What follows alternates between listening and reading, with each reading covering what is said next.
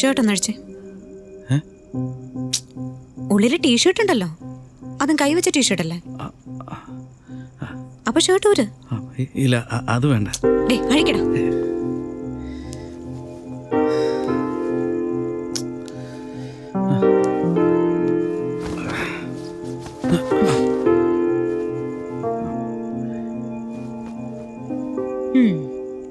ഇപ്പൊ എങ്ങനെയുണ്ട്?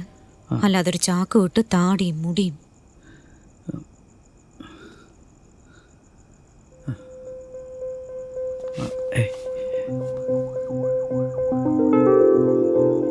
എന്താ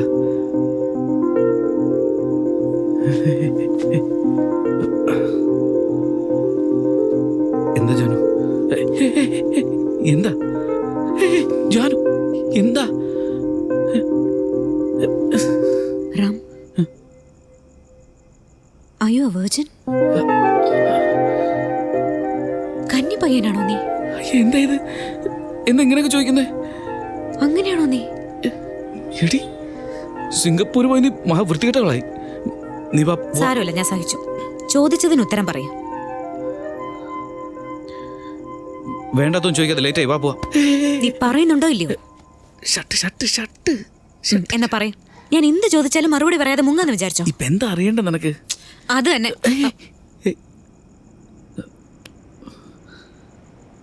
എന്താണെങ്കിലും കാറി പോയിരുന്നു സംസാരിക്കാം. പ്ലീസ് ജാനു. പോ.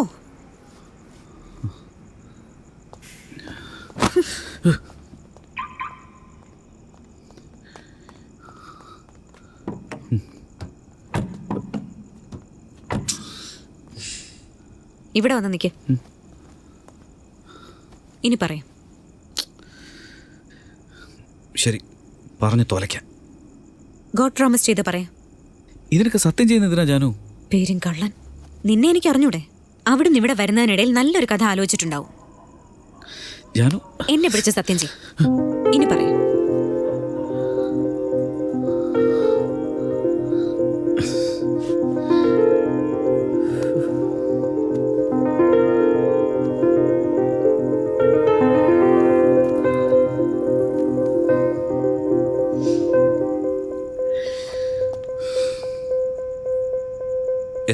ജാനു, നീ നിർബന്ധിച്ചോണ്ടാ ഞാൻ ഇതൊക്കെ പറഞ്ഞത്. അതോടെ കഴിഞ്ഞു. എന്താടാ? ഞാൻ ഹനുമാൻ സേവ ചെയ്യാ. നീ ഒന്ന് വണ്ടി കയറി. എങ്ങനെ സാധിക്കുന്നടാ? ഇപ്പൊ എന്താ വേണ്ടത് നിനക്ക്? ഓ, നിനക്ക് ദേഷ്യമൊക്കെ വന്നു തുടങ്ങിയോ? ഇരുമ, എത്ര വയസ്സായിടാ നിനക്ക്? നീ വേറെ വല്ലതും പറയും, എനിക്ക് പപ്പിഷയമാവുന്നു. ശരി, അത് വിട്. ഇത്രയും വർഷത്തിനിടയിൽ നീ ആരെയും പ്രേമിച്ചതുമില്ലേ? അങ്ങനൊന്നും പറയാൻ പറ്റില്ല. അതാ ഞാൻ ഓർത്തത്. സത്യം പുറത്തു വരുന്നത് കണ്ടോ? എന്ത്? ഇല്ലടാ, നിന്നെ പോലെയുള്ളവരെ പെൺകുട്ടികൾക്ക് ഒരുപാട് ഇഷ്ടാവേണ്ടതല്ലേ, പിന്നെ എങ്ങനെ മിസ് ചെയ്തു? എന്നെ പോലെയുള്ളവരെ?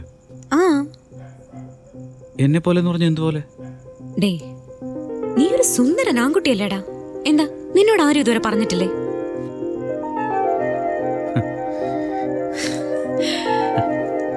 ആ ശരി ശരി, ചിരിച്ചത് മതി. കഥയിലേക്ക് വാ.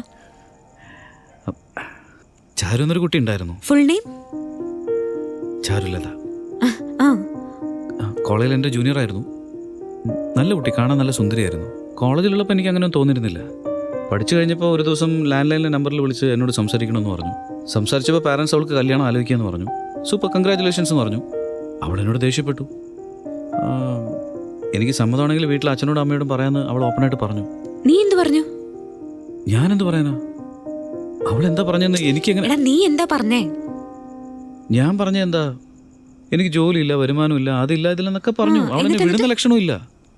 വേറെ വഴിയില്ലാതെ ഞാൻ സത്യം പറഞ്ഞു. എന്ത് സത്യം? നിന്നെപ്പറ്റി പറഞ്ഞു. കുറച്ചു നേരം അവൾ മിണ്ടാതിരുന്നു. എന്തോ ആലോചിച്ച് അവൾ ഫോൺ വെച്ച് പോയി. 3 മാസം കഴിഞ്ഞ് കല്യാണക്കുറി അയച്ചു തന്നു. അത് കഴിഞ്ഞ് എന്നെ വിളിച്ചു. നടന്ന എല്ലാം ഓർത്ത് കല്യാണത്തിന് വരാതിരിക്കരുത്, ഞാൻ നിന്നെ കാത്തിരിക്കും, ഉറപ്പായും കല്യാണത്തിന് വരണം എന്നൊക്കെ പറഞ്ഞു. നീ പോയോ? എന്തൊക്കെ പറഞ്ഞാലും അവൾ എന്നെ ആഗ്രഹിച്ചൊരു പെണ്ണല്ലേ, പാവം. എന്നെ കണ്ട അവൾക്ക് സങ്കടമാവില്ലേ? പോയില്ല.